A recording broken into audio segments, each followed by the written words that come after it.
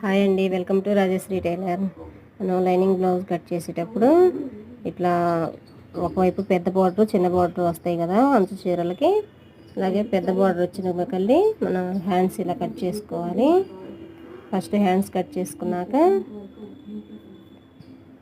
చిన్న బార్డర్ కావాలి అనుకుంటే చిన్న బార్డర్ కల్లి బ్యాక్ పార్ట్ కట్ చేసుకోవచ్చు. లేకపోతే హ్యాండ్స్కి తీసిన పక్కనే మనం బ్యాక్ పార్ట్ వేసుకొని కట్ చేసుకుంటే క్లాత్ అనేది మనకి సేవ్ అయ్యిద్ది అనమాట.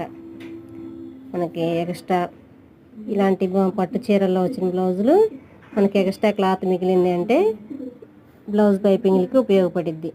ఇలా నీట్గా ఒకవైపు నుంచి కట్ చేసుకోవటం వల్ల క్లాత్ అనేది మిగిలిద్ది. అలాగే ఈ బ్లౌజ్ వచ్చేసి నెక్ బాగా డీప్ అలాగే నెక్ వెడల్పు ఎక్కువ ఉంటుంది అనమాట. అది ఎలా కట్ చేసానో ఫుల్ వీడియో లింక్ ఇస్తాను చూడండి. వీడియో నచ్చితే లైక్ చేయండి. ఛానల్